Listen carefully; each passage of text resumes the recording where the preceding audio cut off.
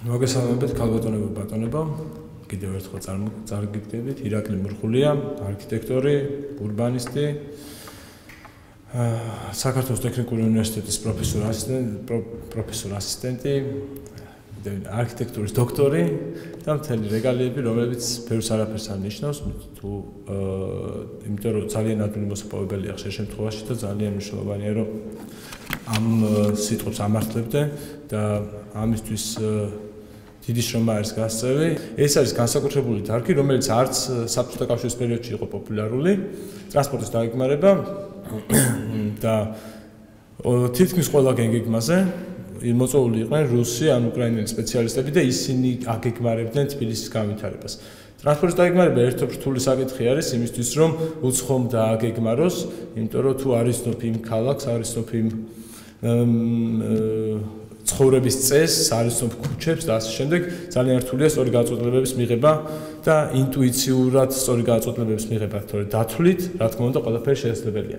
ეს პრობლემა, რომელიც საბჭოთა კავშირიდან მოყვებოდა, მე ეს გადმოყვება 90-იან წლებში, როცა ტრანსპორტი არავის არ აინტერესებდა, მაგრამ როგორც კი გაჩნდა ინტერესი ქალაქგეგმარებისადმი. და ეს ინტერესი იზრდება პოლიტიკური და ეკონომიკური ზრდის შესაბამისად, იზრდება ქალაქგეგმარებისადმი ინტერესიც. ეს ინტერესი გაჩნდა ქალაქგეგმარებაზე მოთხოვნა გაიზარდა და უცბად აღმოჩნდა, რომ ამ მიმართულებით გვაქვს დეფიციტი და მით უმეტეს ტრანსპორტის დაგეგმარების კუთხით. ამის ერთ-ერთი გამწვევი მიზეზი, ამის შედეგიც და გამწვევი მიზეზიც ის არის, რომ ფაქტიურად საქართველოს ტექნიკურ უნივერსიტეტში ქალაქგეგმარების კუთხით ტრანსპორტი არ ისწავლება, წესით ისწავლება და ამაზე არის რამოდენიმე სალექციო კურსი, მაგრამ ეს არ არის ის, რაც უნდა ისწავლებოდეს და ეს არ არის საკმარისი იმისთვის, რომ ჩამოყალიბდეს სპეციალისტი. უცხოეთში კი ამის ასწავლებად ნაკლებად როვინმე მიდიოდეს და შესაბამისად ამ დეფიციტს მომავალშიც კარგი საუჩას, კარგი ხერო დაუდგება, მაგრამ იმედია რაღაც შეიძლება, იმიტომ რომ მოთხოვნა რო იზრდება, შესაბამისად ჩნდებაც მიწოდებაც. პირველ რიგში უკეთესად რომ გავერკვეთ საერთოდ სტრუქტურაში და რისგან შედგება, რა არის ტრანსპორტი, აუცილებელია მისი სტრუქტურა სრულად დავინახოთ და ალბათ არასწორი იქნება საერთოდ ამ სიტყვა ტრანსპორტის გამოყენება, უბრალოდ მიჩვეული ვართ. ეს არის უფრო მობილობა და ხშირ შემთხვევაში ტრანსპორტის გამოყენება სულ არ არის აუცილებელი იმისთვის, რომ მობილობა უზრუნველყოფილი იქნას. მაგრამ მოდით უფრო დეტალურად შევხედოთ ამ სქემას. აქ არის თითქმის ყველა ის ელემენტი, რომელიც მონაწილეობს მობილობაში და ყოველი მათგანი ძალიან მნიშვნელოვანია და ყოველ მათგანის ერთ-ერთი მათგანის არასრული ფუნქციონირებაც კი იწვევს რაღაც ისეთ ხარვეზებს, რომელიც საბოლოო ჯამში რაღაც კრიზისამდე მიიყვანს ამ სატრანსპორტო ქსელს. მოდით უფრო დეტალურად შევხედოთ. თვითონ სატრანსპორტო ქსელი, ეს არის ქუჩები, გზები, ხიდები და ასე შემდეგ, რაც ჩვეულებრივი საგანია, თვითონ არსებობენ, მათი გამოყენება ხდება. შედეგი არის სატრანსპორტო საშუალებები, ისინიც თავისუფლად იყოფა საზოგადოებრივ, კერძო ტრანსპორტად, სატვირთოდ, ხო, სამგზავროდ და ისინი კიდე მერე პუნქტებად. არც მათ გავაჩერებთ ყურადღებას, უბრალოდ ეს რომ ხედავდეთ რამდენი ნაწილისაგან შედგება და ყოველი მათგანისათვის ცალ-ცალკე მიდგომა არის აუცილებელი. პარკინგი აგრეთვე მიწის ზედა, მიწის ქვეშა და შემდეგ მათი პუნქტები კიდე ვის შეიძლება იმსახურებოდეს, ეს იყოს გზისპირა პარკინგი, ცალკე გასაჩერებელი, მიწის ქვეშა პარკინგები და ასე შემდეგ. და შემდეგ იწყება ყველაზე მთავარი, იმიტომ რომ ტრანსპორტი თავისთავად ვერც პრობლემას შექმნის და ვერაფერს სიკეთეს მოიტანს, თუ მთავარი განსხვავებული ყოველთვის არის ადამიანი, არის სოციუმი, რომელიც ამ ტრანსპორტს ან მართავს, როგორც მძღოლი, ან მართავს მთლიანად ამ სისტემას. თუ ეს სოციუმი არ იქნება ჩამოყალიბებული და ისინი არ იქნებიან ადეკვატურები, შეუძლებელია რომ სატრანსპორტო ქსემა გამართულად იმუშაოს. სოციუმში როგორც ხედავთ, ყველაზე მეტი მონაწილე სოციუმიდანაა, ესენი არიან როგორც მძღოლები, ქვეითები და პასუხისმგებელი ორგანოები. ფაქტიურად ჩვენთან ეს სამივე კომპონენტი არასრულად ფუნქციონირებს, იმიტომ რომ მძღოლები არიან, როგორც აქ კანონდამხური, კანონმორჩილი, ზოგი კანონს არ ყოფს, იმიტომ რომ მიზან მიმართულად იცის, რომ უნდა დაარღვევს, ზოგი იმიტომ არ ყოფს, რომ უბრალოდ არ იცის, რომ ესეთი კანონი არსებობს, რომ ის ნიშანი იმ ნიშნის ქვეშ გაჩერება არ შეიძლება და ასე შემდეგ. იგივე ქვეითებს ეხება, რომლებიც სუსტად ადეკვატურად იქცევიან, როგორც მძღოლები, ქვეითებიც იგივენაირად არღვევენ წესებს, უბრალოდ მათი ეს წესების დარღვევა ისეთი აგრესიული არ არის და ისეთი თვალსაჩინო არ არის, მაგრამ ქუჩაზე რომ დავაკვირდეთ რაღაც კონკრეტულ მონაკვეთს, აქტიურ მონაკვეთს, იქ ქვეითი უფრო ხშირად არხოვს, ვიდრე მძღოლი, უბრალოდ მძღოლი ამ ჯავშანში ის და მას ისეთი საფრთხე არ ემუქრება და ქვეითი უპირატესი არის ადამიანია მაინც და ამიტომ უფრო ხშირად ისჩას, მაგრამ ზუსტად ერთი და იგივე რაოდენობით ხდება თანხმობა ორივეს მხრიდან. და თავარი რა არის აი ამ ყველაფრის შემდეგ აი ეს რაც ვისაუბრეთ ამ ყველაფერს სჭირდება სათანადო მართვის მექანიზმები, შესაბამისი პროგრამები და ის ადამიანები, ვინც ამაზე სრულნავს მუდმივად და თუ ეს მართვის ორგანო არ იქნება ამ დანარჩენმა ყველამ ერთად რაც არ უნდა გააკეთონ, მაინც შედეგს ვერ მიაღწევენ. ყველაზე ცუდი და ჩვენი თავი პრობლემა არის სწორედ ის, რომ აი ეს მართვის ორგანო არ არსებობს და არავინ არ არის დღეს პასუხისმგებელი არც ქალაქში მანქანების რაოდენობაზე, არც ქვეითების უსაფრთხოებაზე, არც სატრანსპორტო ქსელის გამართულ მოძრაობაზე, მწვანე ტალღებზე, ორგანიზებულ მართვას, ცენტრალიზებულ მართვას და ასე შემდეგ. ეს ორგანო არ არსებობს, ეს უნდა იყოს ქალაქ თბილისის მერიის სატრანსპორტო სამსახური, რომლისთვისაც სამწუხაროდ ძირითადი ფუნქცია არის ის, რომ დროულად დააყენონ სადღაც შუქნიშანი, ქვეითების დაახატონ ზებრა სადღაც და პარკირებას რეაქცია მოხდინონ და რომელიღაც კვანძის გამტარუნარიანობიდან გამომდინარე შუქნიშნები ახლებურ წამებზე გადაიყვანონ, ხო? ანუ ეს არ არის ის რეალური ფუნქცია, რომელსაც უნდა ასრულებდეს ტრანსპორტის სამსახური. ძალიან საინტერესოა ისაც, რომ ეს თვითონ ეს სამსახურიც ვერ იმუშავებს ვერანაირად, თუ მას არ ექნება საკანონმდებლო და ნორმატიული ბაზა გამყარებული. სინამდვილეში, კარგად რომ გავიაროთ ეს დოკუმენტაცია, ძალიან წირი ინფორმაცია შეგვხვდება ტრანსპორტთან დაკავშირებით, მით უმეტეს საქალაქო ტრანსპორტზე. ეს არის მცირე დოზებით არის ნახსენები ეს სივრცითი მოწყობისა და ქალაქმშენებლობის შესახებ კანონში 57-ე განკარგულებაში დედაქალაქის პერსპექტივული განვითარების გეგმაშიც კი იყო ძალიან უმნიშვნელოდ ეს ყველაფერი მოხსენიებული, არ ვიცი რამდენად იცნობთ 2009 წელს გეგმას. ფაქტობრივად მასში თემატური რუკა არ არისდო ტრანსპორტთან დაკავშირებით. და ის რომ ან თუ იდო იყო უბრალოდ სქემა იყო რაღაცა, რომელსაც არ იყო არც ინტენსიურობები და არც ასე შემდეგ მთელი რიგი დოკუმენტაცია. ყველაზე მთავარი კანონი ესაა საქართველოს კანონის საავტომობილო გზების შესახებ და საქართველოს დედაქალაქის თბილისის შესახებ. ფაქტობრივად აი ამ ყველა დოკუმენტში ერთად რო აიღო ყველაფერი ერთად ტრანსპორტის განვითარების სტრატეგიაზე წერია ალბათ ჯამში ერთი აბზაცი, არა უმეტეს და ეს იმას ნიშნავს, რომ ქვეყანას, ქალაქს, უბანს ხო არა აქვს თავის სტრატეგია და არც საერთოდ საით მიდის. მივდივართ იქეთ რომ მანქანების რაოდენობა გავსართოთ თუ არა, ქუჩები უნდა გავაფართოვოთ თუ უნდა შევავიწროთ. საიდან სად უნდა იმოძრაოს ამ ხალხმა? არაფერი, არსად სტრატეგიაში 0 წერია ზუსტად. შეგვიძლიათ ეს ყველაფერი გადაამოწმოთ, თქვენი თვალით ნახავთ. რაც წერია, ისაც სრულ წინააღმდეგობაში მოდის ერთმანეთთან. ახლა შედარებისთვის მოყვანილი არის რამოდენიმე დოკუმენტი და ნამონაწერები, ყველაზე მარტივი ქუჩების კატეგორია. ხო უნდა ვიცოდეთ რომელი კატეგორიაზე რა რეგლამენტაცია ვრცელდება, სად შეგვიძლია სწრაფაციარული, სად ნელასიარული და ასე შემდეგ. ხო კატეგორიები მარტივი არის, კატეგორიები და დაყოფა. აქ არის შედარება რომელ აქტში რანაირად არის ეს აღწერილი. გზებისთვის და ქუჩებისთვის ცალ-ცალკე არის და ხედავთ ალბათ რომ არც ერთ დოკუმენტში ან დადგენილებაში 57-ე რომელიც საქართველოს ეხება ძველ გეგმაში, ახალ გეგმაში და საქართველოს კანონის გზების შესახებ არც ერთი პუნქტი ერთმანეთს არ ემთხვევა და არის ისეთი უჩვეულო განმარტებებიც რომ აი მაგალითად მეორე კატეგორიის ქუჩა არის ქუჩა რომელიც არ არის გამზირი და ან ბულვარი. ეს არის მთელი აღწერილობა ამ კატეგორიის და მისი გამსასვლელი, რომ ესე თუ არ არის ბულვარი და არ არის გამზირი, ესე იგი ის არის მეორე კატეგორიის ქუჩა. ხო ის შეიძლება იყოს ჩიხი თუნდაც, ხო? და იგივე არის ძველ გეგმაში რაიონული ქვია, გეგმაში ქვია მაგისტრალებს შორის ქუჩათა ქსელი და საქართველოს კანონში ქვია ადგილობრივი. ამ ეს ყველაფერს რატო ამბობ, რომ სტრატეგია, რომელიც მთელი საქართველოს მასშტაბიდან იწყება და მე დეტალების დონეზე ჩამოდის ქალაქში.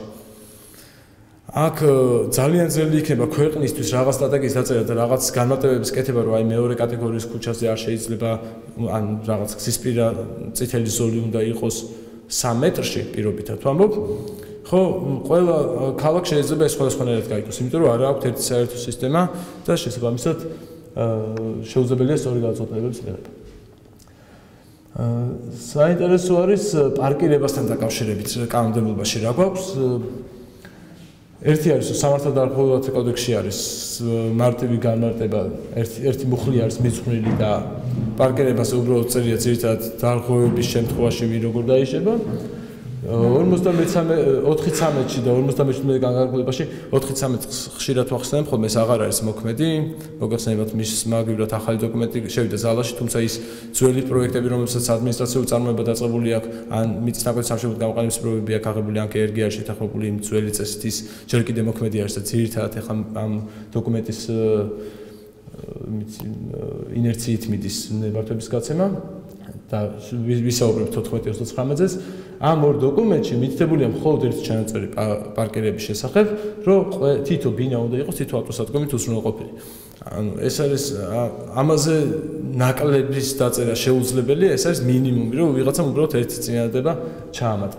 ამის გარდა მოქმედი არის დღეს 1993 წლამდე მოქმედი სნიპი ქვია რუსულად და ჩვენებურად და სნდც გამოდის ცოტა უცნაური სახელია, მაგრამ მთელი ეშხიც იმაშია, რომ მხოლოდ 1993 წლამდე გამოშვებული სნიპები არის მოქმედი. მას შემდეგ რაც არის გამოსული, მისი გამოყენება არ შეგიძლია, არა და 93 წლის შემდეგ იმდენი რამე შეიცვალა ტექნოლოგიებში, იმდენი რამე შეიცვალა თვითონ ავტომობილში, რომ მისი გამოყენება ფაქტურად შეუძლებელია.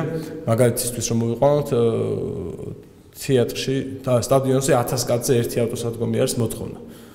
ხო, ეს ნიშნავს, რომ ეს 1000 კაცი რომ მოვიდა, ერთი მანქანით, იქიდან ერთს ყავს მხოლოდ ავტომობილი და 4 კაცი მოიყვანა და დანარჩენი რამდენი არიან აქ.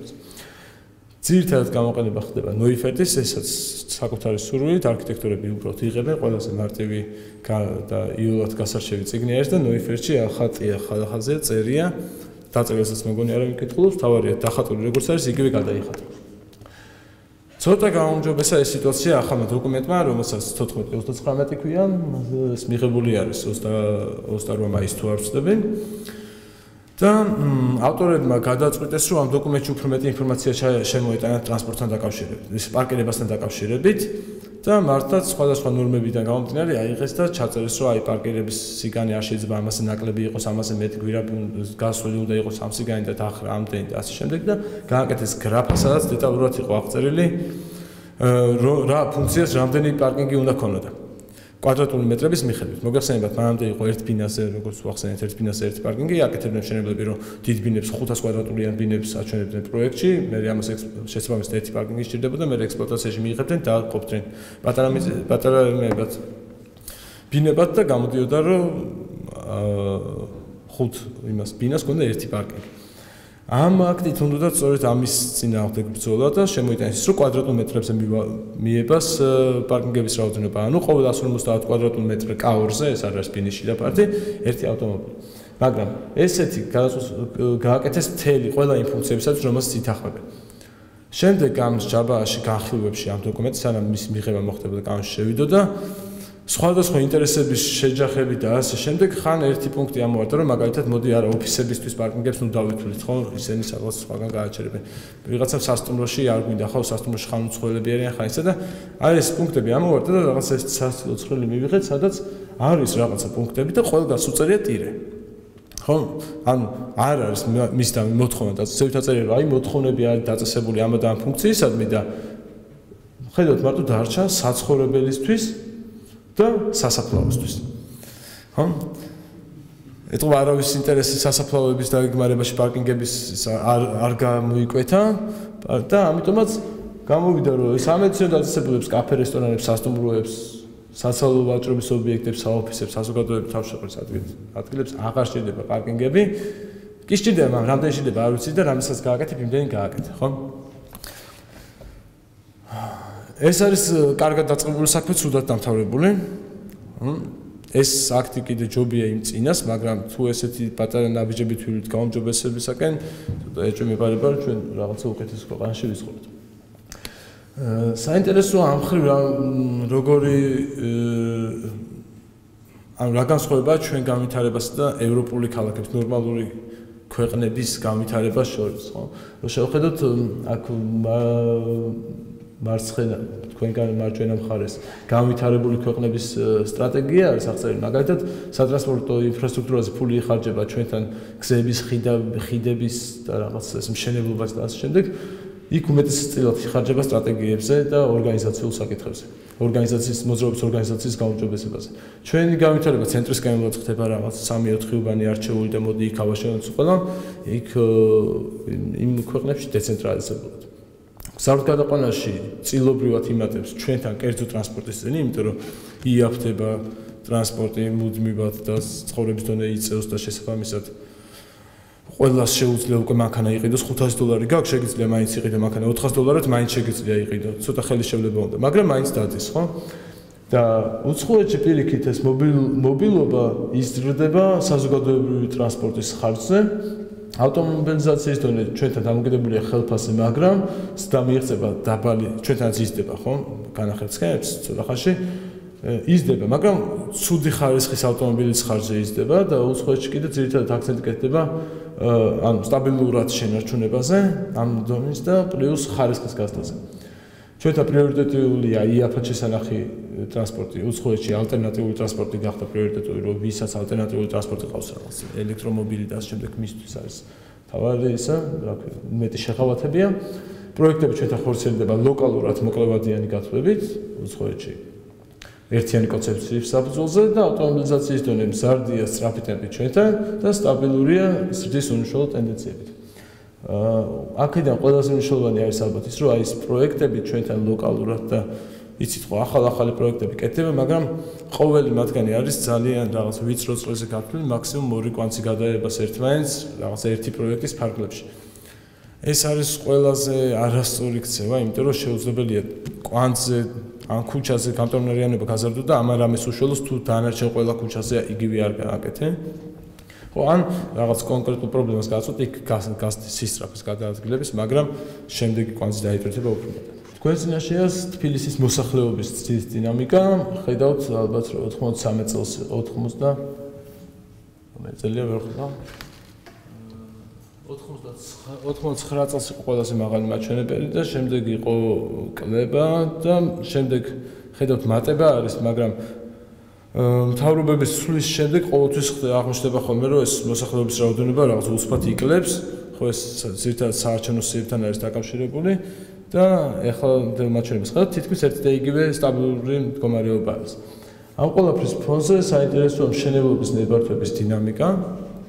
მუდმივად ზრდადია და ამ ცხრილში ხარ არის მოყვანილი, მაგრამ ჩვენ დავითვალეთ 4 წლის წინ და უკვე აშენებული შენობები რაცა იმას რომ დაამატო მშენებარე ობიექტები, იმას რომ დაამატო შეთანხმებული პროექტები რაც არის უკვე.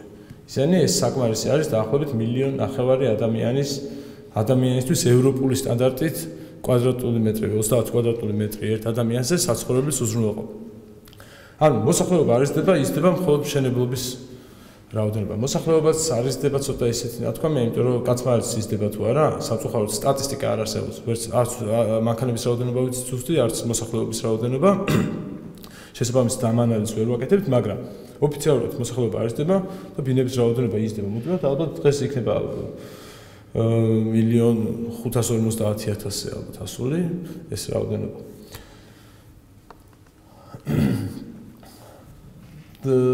ის საუბარი რომ ჩვენთან უკვე ძალიან ბევრი მანქანაა და გაივსო არც ისეთი ახლოსაა რეალობასთან, იმიტომ რომ ამ სქემაზე ჩანს ავტომობილიზაციის დონე საქართველოში და სხვა ევროპულ ქვეყნებში. ანუ ჩვენთან ჯერ იმდენი მანქანა არ არის, რამდენიც ნორმალურ ქვეყანაში უნდა იყოს. ჩვენი მაჩვენებელი დღეს არის საქართველოს მასშტაბით 240 ავტომობილი 1000 კაცზე და ხედავთ ევროპული აი საშუალო მაჩვენებელი ეს არის დაახლოებით 500-ია თუ არ ვცდები, ხო? 500 ავტომობილი ერთეული ადამიანზე. ანუ ეს ნიშნავს, რომ მთელ საქართველოში ავტომობილების რაოდენობა ორჯერ უნდა გაიზარდოს. ეს იმას არ ნიშნავს, რომ თბილისში ორჯერ გაიზრდება, იმიტომ რომ თბილისში ეს რიცხვი სადაც სხვა საქართველოსგან განსხვავებით მაღალი არის და 350 ავტომობილი არის 1000 კაცზე, მაგრამ ეს მაჩვენებელი ყველა შემთხვევაში გაიზრდება და ჩვენ არ გვაქვს იმის რესურსი გავზარდოთ გზები, კუჯები, კვანძები და ასე შემდეგ. შესაბამისად უნდა ეხავე დავიწყოთ მზადება იმისთვის, რომ თუ ნორმალურ ქვეყანას ჩამოყალიბდით ნორმალური ეკონომიკური ცხოვრების დონით და ყველა შეიძლება მანქანა ყავდეს, ხო? რაოდენობა თუ ამაზე მივა. ხო, ეს დღეის მდგომარეობით ვერ უცდებს და მე რა დაემართება ქალაქს. დღეიდან უნდა დავიწყოთ რომ იმაზე რომ რაღაცნაირად მივახციოთ იმ პერიოდამდე ჯანმრთელად. პრობლემა არის თვითონ გეოგრაფია ისეთ საკითხებშიც, რომელიც ვეღარ გამოსორდება. ეს არის მაგალითად სიმჭიდროვე. კვადრატულ კილომეტრზე გრძივი კილომეტრი რამდენი არის გზებისა, ეს რო შევადაროთ, დავითვალეთ და აღმოჩნდა, რომ ქალაქის ცენტრში გვაქვს დაახლოებით 2.4 კილომეტრი კვადრატზე, რაც თითქმის 1.5-ჯერ ნაკლები არის და ნორმალურზე და გარეუბნებში ეს სიმჭიდროვე თითქმის ნახევარი არის დასაშვებზე. ნახევარია, რაც უნდა იყოს რეალურად. ეს არის თბილისის ადმინისტრაციულ საზღვრებში რა ფართობი უკავია თბილისს, მარჯვენა და მარცხენა სანაპიროზე მათი შედარებისთვის. შემდეგ განაშენიანებულ ტერიტორიას რამდენი უკავია. ხედავთ, რომ მარცხენა სანაპიროზე 2.5-ჯერ მეტი არის და მოსახლეობა შესაბამისად 2-ჯერ, თითქმის 2.5-ჯერ მეტი არის. ამ შემთხვევაში ძალიან მნიშვნელოვანია გრძივი მაგისტრალების მუშაობა, იმიტომ რომ ქალაქი, რომელიც ეს გრძივად, ლინიალურად მდინარის გასწვრივ არის განვითარებული, ეს გრძივი კავშირები მნიშვნელოვან როლს თამაშობს, რა თქმა უნდა, კავშირებთან ერთად. და რა მდგომარეობა გვაქვს გრძივ კავშირებთან?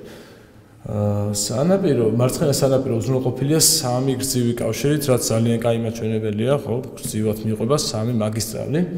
მაგრამ პრობლემა გვაქვს ორ ადგილას ეს 3 მაგისტრალი ერთ წერტილში იყრის თავს, ისევ ერთდება და მე ისევ იშლება. ანუ ძაბრის სისტემა მუშაობს. ყველანი მოდიან 3 მაგისტრალზე ერთ წერტილში იკრიბებიან, მე ისევ გაიშლებიან, მე ისევ იკრიბებიან. ეს რა თქმა უნდა მნიშვნელოვან დახსასვავს მთლიანად ამ მაგისტრალების ფუნქციონირებას და ფაქტობრივად იგივე მდგომარეობაა მარჯვენა სანაპიროზე, სადაც მოყმედავი ფხიზრებთან ხდება ეს ორი გრძივი მაგისტრალის, ანუ სანაპირო ზოლისა და გაგარინი, პეკინი, კოსტავა, რუსთაველი, აი ამ გრძელი მაგისტრალის დაკავშირება, ყველა ისევ ერთ წერტილში იყრის თავს, რაც რა თქმა უნდა არ არის კარგი. გრძივ კავშირებზე მეტად ესეთი ჩვენერი ქალაქისთვის მნიშვნელოვანია განივი კავშირები და განივი კავშირების მხრივ ალბათ ყველაზე დიდი პრობლემა გვაქვს და ეს ყველაზე კარგად აისახება მტკვართან მიმართებაში და რკინიგზასთან მიმართებაში. შედარებისთვის რამდენიმე ქალაქი ავიღეთ, რომელიც დაახლოებით ჩვენი ქალაქის გაბარიტების არის და ხედავთ იმ ქალაქებში ხიდების რაოდენობა, საფეხმავლო და სამანქანო ხიდების შედარება თბილისთან შედარებით ძალიან დიდი სხვაობა არის. შეიძლება რიცხობრივად არ იყოს, მაგრამ თვითონ მონაკვეთები, სადაც ეს ცენტრი რომელიც არის დატვირთული, იმ ნაწილში რაოდენობით მნიშვნელოვნად აღემატება ის ქალაქები, მაგალითად შემიძლია ერთი და იგივე მასშტაბშია სულ ყველა აეროპორტო. თბილისი, ჰანოვერი, მიუნხენი და პრაღა, ხიდების რაოდენობას ხედავთ, იქ სადაც ჩვენთან 3 საავტომობილო ხიდია და 1 საფეხმავლო. ყველაზე ცუდ შემთხვევაში პრაღაში არის 6+1, ანუ 2-ჯერ მეტი არის ფაქტიურად ხიდების რაოდენობა. ხო, იგივე არის მიუნხენში, იქაც ჯამში 9 ხიდი გამოდის, ჰანოვერში 8 ხიდი არის. სქემატურად ეს განივი კავშირები ესე ჩანს, ხედავთ რომ განივი კავშირებს შორის ზოგ შემთხვევაში არის 3 კილომეტრი, 3.8, თითქმის 4 კილომეტრი დაშორება. რითი არის ეს ცუდი? იმით არის ცუდი, რომ დიდი გადარბენები არის და გრძივ კავშირებზე მეტი დატვირთვა უწევს იმისთვის, რომ მიაღწიო რომელიღაც ხიდამდე და მეორე მხარეს გადახვიდე და მე ის კიდევ უკან გიწევს სიარული და ამაზე ცუდი მდგომარეობა არის რკინიგზასთან დაკავშირებით, რომელიც ქალაქს ორ ნაწილად ყოფს. მაინც და მასზე ხიდები ცენტრალურ ნაწილში, აი დიდუბის მონაკვეთში 4.1 კილომეტრია, რომელიც აშორებს ორ უბანს ერთმანეთისაგან, რომელიც არის 100 მეტრში, ზოგადად კლასს ისე მიდის ახლოს, რომ 100, 200, კიდე 300 მეტრი იყოს, 300 მეტრის გავლის მაგალითად გიწევს დაახლოებით 10 კილომეტრიანი წრის გაკეთება ყველაზე დატვირთულ ქუჩებზე, რომ ეს 300 მეტრიანი მონაკვეთი დაფარო. რა თქმა უნდა, თავის როლს თამაშობს რელიეფი, საერთოდ რთულ რელიეფზე ძნელი არის ტრანსპორტის დაეკმარება, აი ეს რაც არის ახლა დაფარული, ეს არის ის ტერიტორიები, სადაც სტანდარტებით პირდაპირ ქსების მოწყობა არის შეუძლებელი. ანუ აქ ქანობები აღემატება იმ მაქსიმალურ დასშვებ ნორმებს და რთული არის დაგეგმარებისათვის. ქალაქის შემოსასვლელები არის მნიშვნელოვანი, არ ვიცი დაკვირვები ხარ თუ არა, სულ რამდენი შემოსასვლელი გაქვთ და რა მიმართულებებით. ჩვენ რაც გავიარეთ, თითქმის არც ერთი ქუჩა არ აკმაყოფილებს იმ სტანდარტებს, არც ერთი გაასველი არ აკმაყოფილებს იმ სტანდარტებს, რომელიც ამხელა მილიონნახევრიანი ქალაქისთვის უნდა იყოს. ხო, მაგალითად, ყველაზე კაი განსხვავებული არის აეროპორტის მიმართულებით, სადაც არის მთავარი გზა, არის მეორე ხარისხოვანი გზები, რომლებიც ადგილობრივი მომსახურებისთვის არის, სატვირთო გადაზიდვებისთვის არის, მაგრამ ამ ყველაფერს ეგრევე წყალში ყრის ის, რომ აეროპორტის ხიდის შემდეგ ეს გადაიზრდება რაღაცა ადგილობრივი მნიშვნელობის რაღაცა ვიწრო გზაზე, სადაც შუქნიშნებიც არის და ხალხი გადარბის ქუჩაზე და ვიწრო გასასვლელებია და ასე შემდეგ. იგივე აღმაშენებლის ხეივანი ყველაზე მნიშვნელოვანი გასასვლელი, რომლის ფაქტიურად პირის მოშენება გზის პირზე დაიწყო განაშენიანება და ის რეზერვი, რომელიც ყველა გასასვლელით მაგისტრალს უნდა კონდეს გაფართოებისთვის ან მეორე ხარისხოვანი გზის მოწყობისთვის ფაქტიურად არ არის და პირდაპირ სახაჭაპური არის, ალბათ ყველა დაგვირები ხართ ერთ წერტილში, ყველას დიდი პრობლემა სადაც იქნება, იმის გამო რომ ვიღაცას აქვს სახაჭაპური გახსნილი, არ მახსოვს რა ქვია იმ სახაჭაპურეს, წვალობს მთელი თბილისიდან გამოსვლელი მთელი მოსახლეობა იმ ერთ ადგილში და ამას დაემატა ახლა კიდე თბილისი მოლის ტერიტორიაზე, სადაც აგრეთვე შესვლა გამოსვლაზე იმ ხოლმე დისკომფორტი იქნება, რომ იქ გასვლა გართულებული.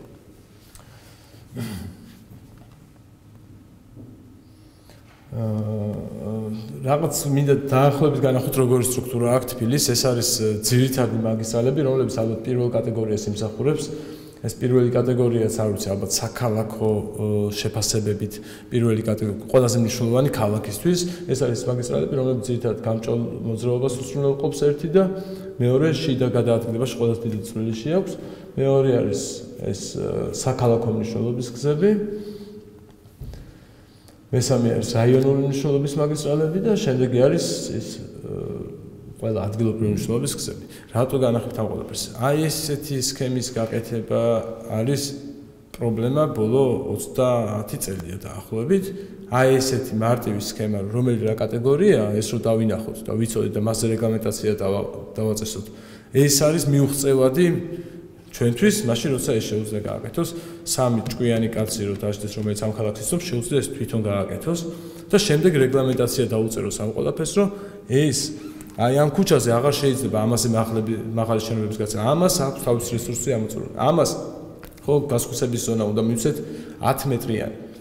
ძალიან მარტივია თითქოს ეს ყველაფერი, მაგრამ არ სრულდება. ეს არის უფრო იმის მონდომების საკითხი არის, ვიდრე ის, რომ ამის სპეციალისტები არ არსებობენ.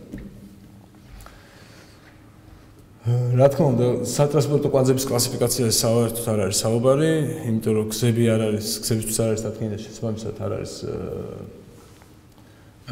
იმისთვის კვანძებისთვის.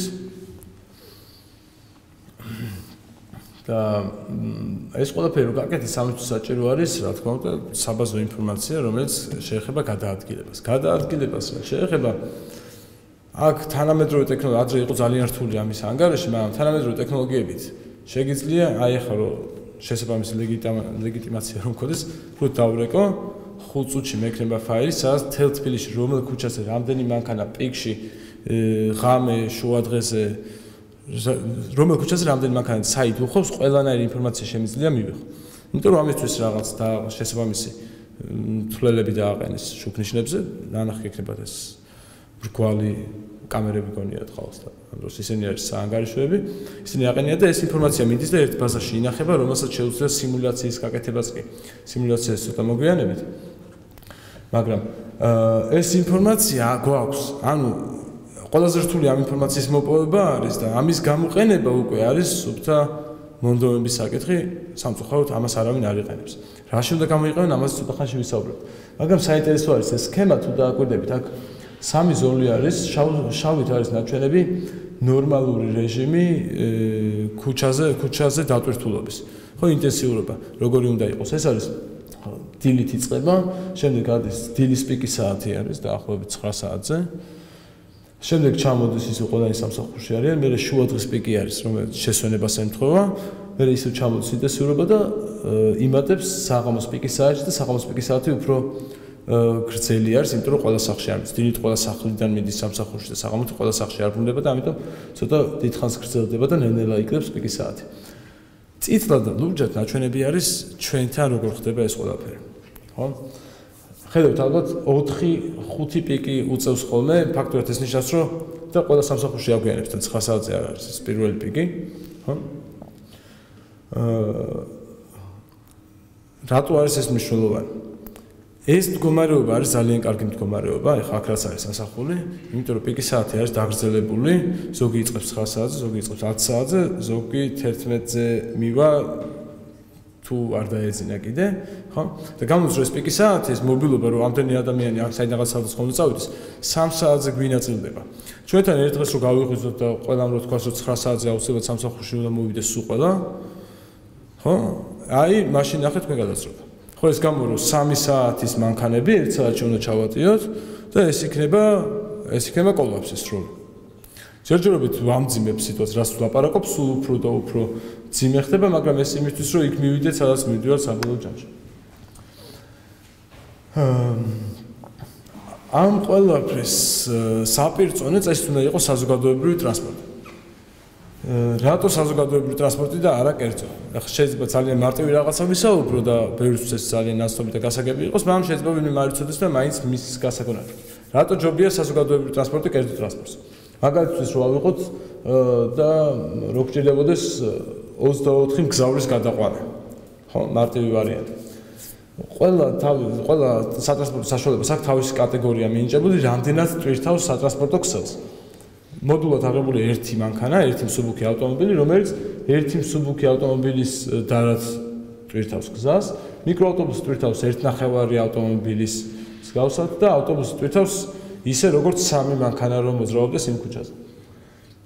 გზავრების რაოდენობას რო შეხედოთ და შემდეგ ეს ყველაფერი ფორმულაში ჩავსვათ 24 მგზავრის გადასაყვანად, დაგჭირდება ან თუ 4 კაცი უსის 6 ავტომობილი, ან თუ თითო კაცი ზის და უმეტესად ერთი ადამიანი ზის ავტომობილში 24 ავტომობილი, მსუბუქი. და ის 24 ავტომობილის დატვირთავს ქუჩას. მიკროავტობუსი თუ გადავა ეს 24 ადამიანი 3 მანქანის მსგავსად დატვირთავს ქუჩას, ხოლო თუ ავტობუსით იმოძრავებენ, მხოლოდ 2.4 ავტომობილის მსგავსად დატვირთავს ქუჩას. ეს გამოდის რომ თუ შევადარებთ აი იმას თითო კაცი როზის თითო ავტომობილში იმას 10-ჯერ ნაკლებად ტვირთავს საზოგადოებრივი ტრანსპორტი ერთ და იგივე რაოდენობის მობილურობის უზრუნველყოფის დროს ვიდრე კერძო ტრანსპორტი. წარმოიდგინეთ ახლა რომ ჩვენ ქალაქში 10-ჯერ ნაკლები მანქანა მოძრაობდეს, ხო? და ეს თითქმის იმას ნიშნავს რომ 10-ჯერ სწრაფად მიდიოდეს სადღაც, თუ მეტი არა, თუ გაჩერებული არა ხარ ერთ ადგილზე. სწორედ ეს არის აი ის მინიმალური განმარტება, რატო უნდა გაკეთდეს აქცენტი საზოგადოებრივ ტრანსპორტზე.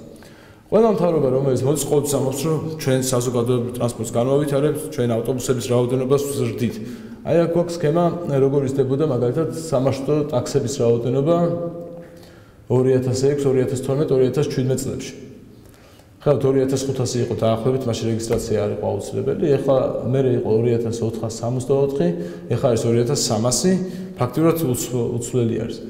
ავტობუსები, რომლებიც მთავარი ისა რომ ყველა ახალ მერს მოყავს ახალი ფერის ავტობუსები, ზოგს ყვითელი, ზოგს ლურჯი, ხო? აი ეს სინამდვილეში რა ხდება?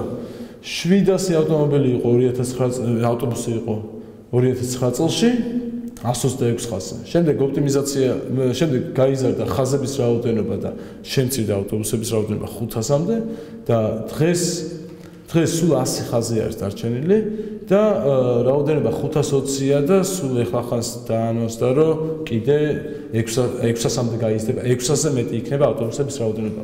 ანუ ეს რას ნიშნავს? ბოლო 10 წლის განმავლობაში ჩვენ ფაქტიურად საზოგადოებრივი ტრანსპორტის გაუმჯობესების კუთხით არაფერი არ გავიკეთებია.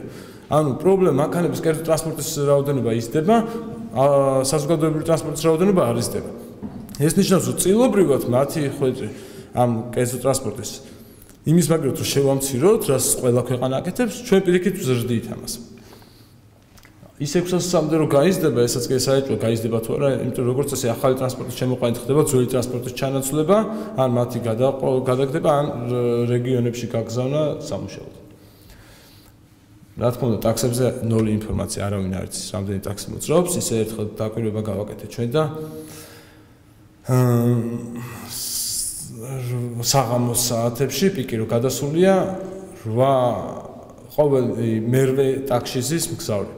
8 ტაქსი, 7 ტაქსი ცარიელი მოძრაობს და 1 ზის, 1-ში არის მხოლოდ ადამიანი. ეს ნიშნავს, რომ ისინი ხო პიკის საათშიც დადიოდნენ და იმათაც ისინი ხო ვიღაცა კლიენტს ეძებდნენ და ისინი სხვა არ იყოს, ალბათ მაშინ 4-1-ზე უწევდა, გამოდის რომ 4-ჯერ მეტი ტაქსი მოძრაობს, ვიდრე საჭიროა. საერთოდ ტაქსების მოძრაობა ცალკე თემა არის, ალბათ ცალკე დავუთვალოთ. დრო თუ დავუშვება. ეს არის გზავრით გადაყვანა მეტროს. საინტერესოა მეტრო საკმაოდ დიდი ფუფუნებაა, საბჭოთა კავშირიდან ყველაზე კაი რას დაგვშვა, მეგონი არის მეტრო, ტრანსპორტის კუთხით ვამბობ. ბევრ ქალაქს არა აქვს მილიონნახევრიანს მეტრო და იმის საშუალება რომ ესეთი ტრანსპორტი ქონდეს, მაგრამ ჩვენ გვაქვს და მაჩვენებლები გზავრით გადაყვანის თითქმის ერთი და იგივეა, მაგრამ წლევანდელი არის, ან 2016 წლის მონაცემებია ფაქტიურად. გზავრით გადაყვანა არის ძალიან მაღალ დონეზე გაზრდილი.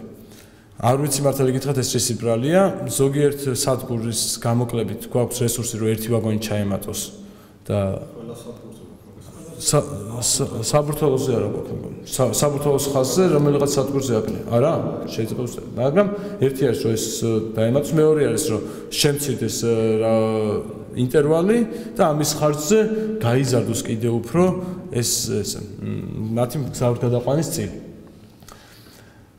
რკინიგზის როლი ფაქტიურად შიდა საქალაქო გადაყვანებში არანაირი არ არის, თუმცა რაღაც პატარა ის შემოაქვს მაინც და დასაქმებულ ყოველდღე ხალხი ხაშურიდან თბილისში მატარებლით მოდის, ან გორიდან მოდის, ან მოკლე გადაყვანები მაინც ხდება. მოდით გადავიდეთ ავტოსადგომებზე. ყველა მიცით ავტოსადგომებზე ერთადერთი ორი კომპანია იყო თუ გახსოვთ თავიდან, ვინც ამას ოპერირებდა, მაგრამ შემდეგ უცბად ერთად გადაიქცა და ეს არის City Park-ი, მასზე დიდხანს არ ვილაპარაკებ.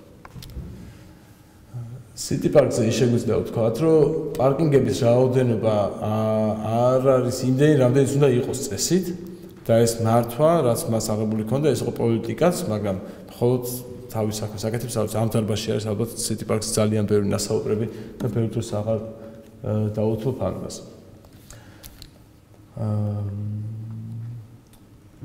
პარკინგების თემა საერთოდ ცოტათი ესეთია, სენსიტიურია და სხვადასხვა ქალაქებში სხვანაირი მიდგომები აქვს. ძირითადი მიდგომა, რაც ჩვენც უნდა ვისწავლოთ ალბათ და რაც სრულად ეწინააღმდეგება იმას, რასაც ჩვენ ვისაუბრეთ, ზევით რომ კანონმდებლობაში არ წერია, რომ ეს ერთი ავტოსადგომი ერთ ფინანსზე აუცილებლად უნდა იყოს. ამას ეწინააღმდეგება მაგალითად ინგლისური მიდგომა, ლონდონური მიდგომა, სადაც გააკეთეს პირიქით. თუ ჩვენ და შემოდიხარ და გეუბნებიან, რომ თუ აკეთებ 5 ბინიან სახლს ერთი 5 ავტოსადგომი უნდა კონდეს, იქ ხშირ შემთხვევაში აწესებენ ისტორიულ ნაწილში ესეც შეზღუდვას, რომ თუ 5 ბინიან სახლს აკეთებ, შენ ერთ ავტოსადგომზე მეტი არ გააკეთო. ეს არის მიმართული იქეთ, რომ ნაკლები ადამიანი მოვიდეს კერძო ტრანსპორტით ცენტრში. ხო, ამის კიდე ერთი მექანიზმი ის დამატეს, რომ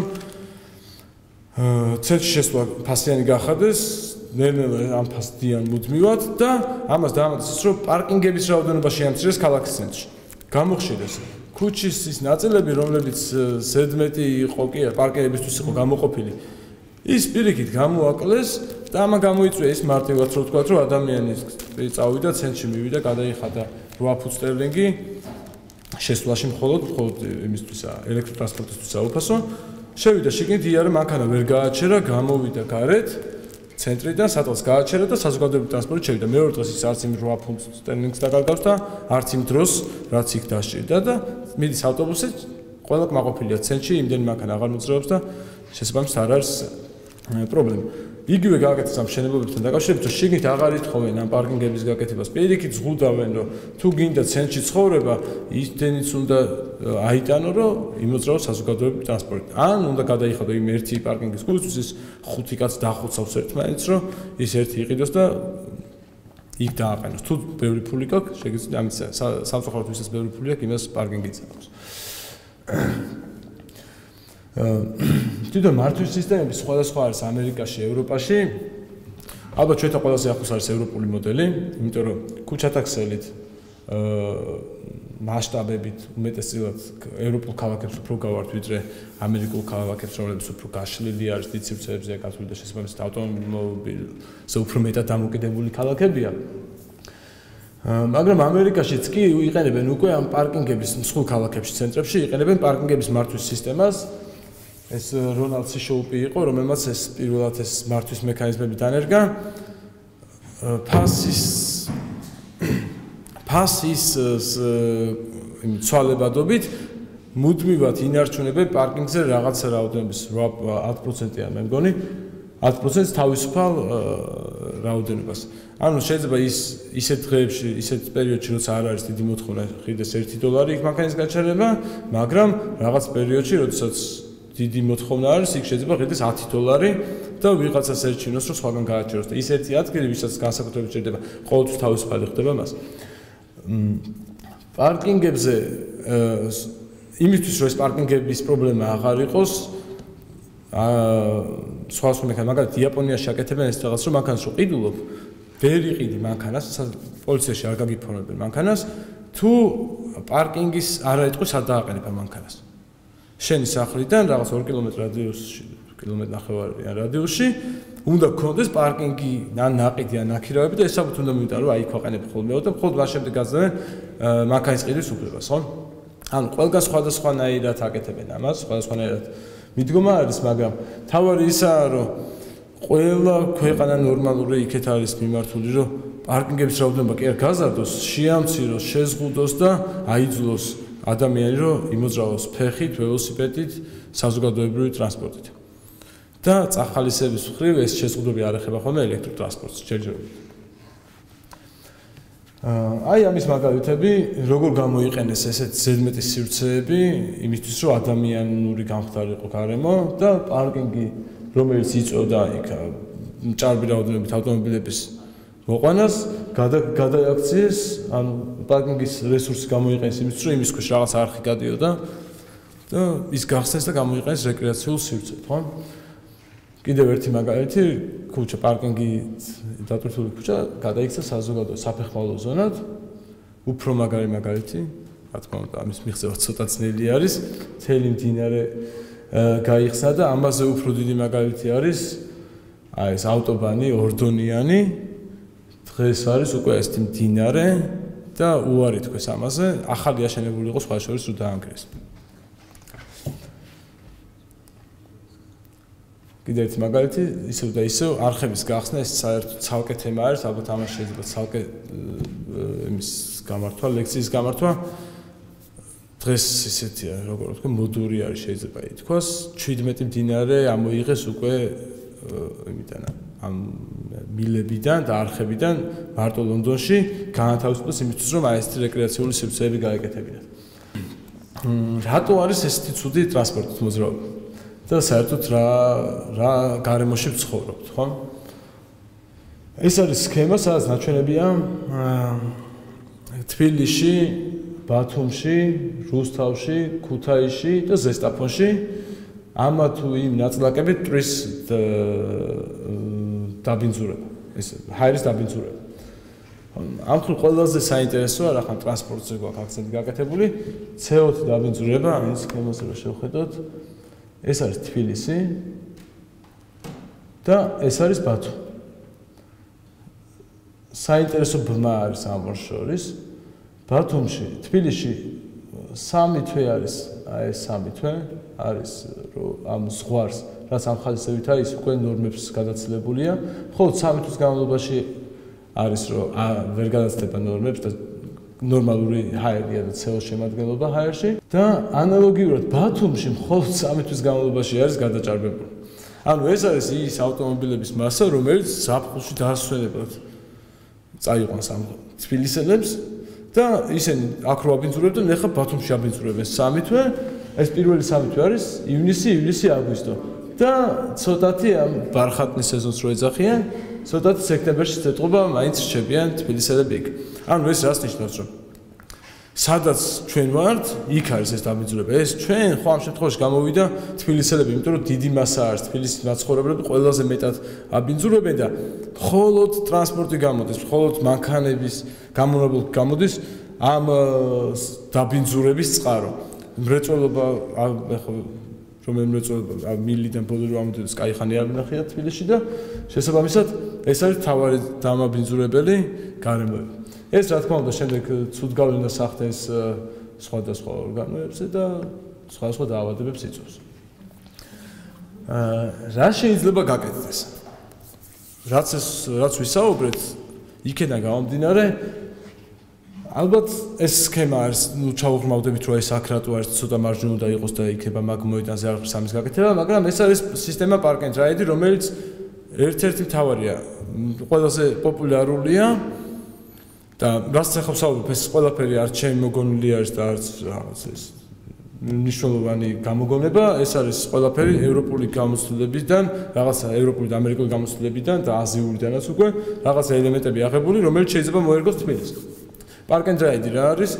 იმოძრავე სადაც ლიხვედი გააჩერე მანქანა და იქიდან იმოძრავე უკვე შენი ტრანსპორტით, ის საზოგადოებრივი ტრანსპორტით და ესეთი ბუფერული ზონები შეიძლება რამოდენიმე იყოს, ხო, მაგალითად თბილისის მაგალითზე რო ვიყოთ, ეს შემოსასვლელები გვაქვს მონიშნული და არ უნდა იყოს აუცილებელი რომ მაგალითად გურჯაანიდან თუ მოდის ადამიანი, მანქანით და საქმე თუ აქვს გლდანში, არ არის აუცილებელი რომ ამან მთელი თბილისი გადაჭრას იქ გლდანში მიდის ამ თავისი მანქანით და ეს მას უნდა უხირდეს რომ შემოვიდა ქალაქში უფრო იაფად და უფრო მალე და ნაკლები ნერვების მოთხრით შეეძლოს მისვლა იმ გლდანში უფრო ადვილად, ვიდრე თავის ტრანსპორტით.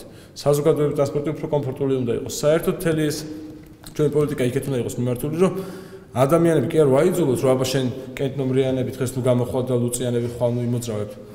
ეს არ მუშაობს, არც ქვეყანაში არ იმუშავა, რამოდენიმე ქვეყანაში არის, არც არ იმუშავა ამ სისტემა. არა, ადამიანმა თვითონ უნდა მიიღოს ეს გადაწყვეტილება.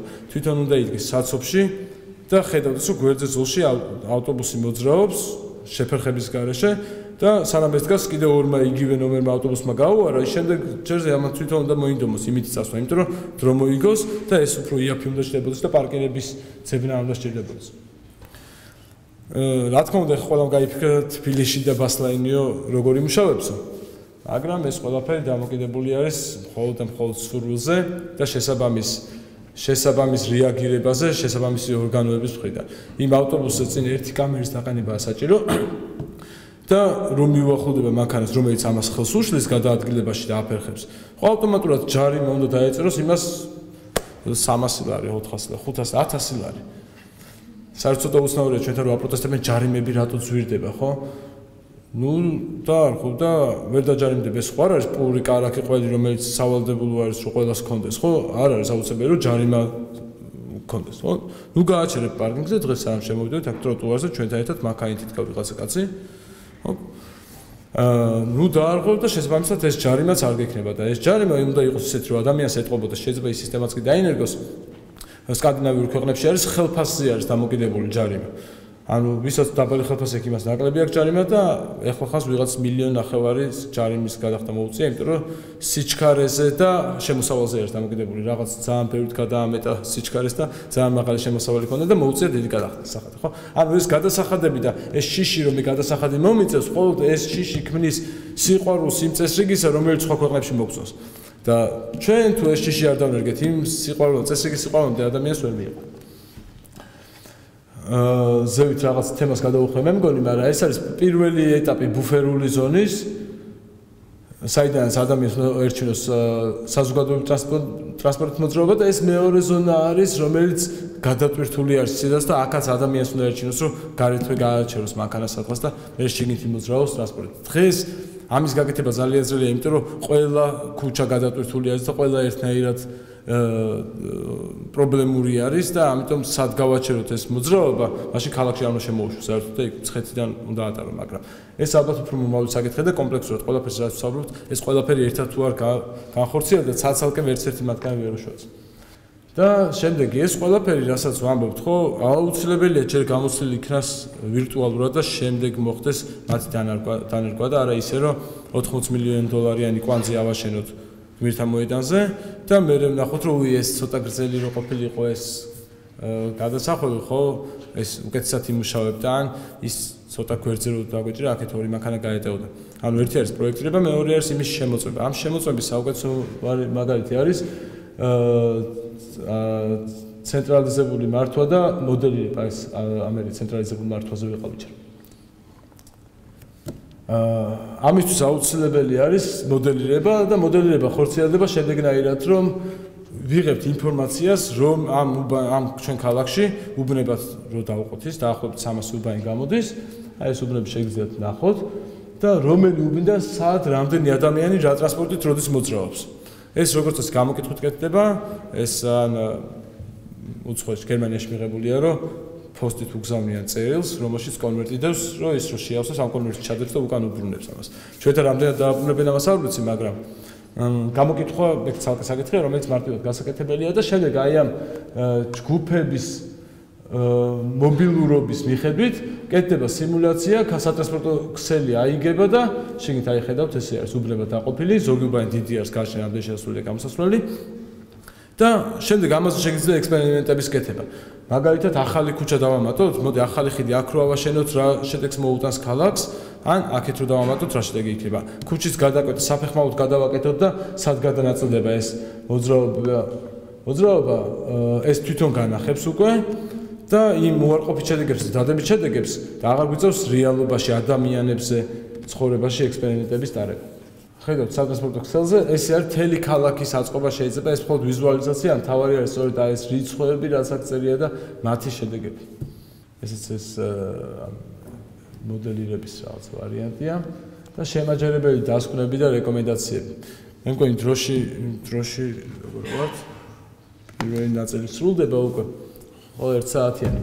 ანუ რამოდენიმე ეტაპი არის, რამოდენიმე მიმართულებით არის გასატარებელი ღონისძიებები. ესენი არის ერთი საკანონმდებლო და საკანონმდებლო კრიზისის დაძლევა, ხო? ერთი უფრო ადვილი არის ეს საკანონმდებლო იქ მთავარია მონდომება და შეიძლება უცხო სპეციალისტები მოიწვიեն, მაგრამ ახალი კადრების გაზრდა ეს წლების საკითხი არის და ცოტა რთულია, მით უმეტეს რომ გამზრდელებიც არ აქვს, ვინც უნდა აღზარდონ ესენი. მეორე არის ინფრასტრუქტურის სრულყოფა და ადმინისტრაციული კუთხით და შემდეგი არის გეგმარებითი გადაწყვეტები.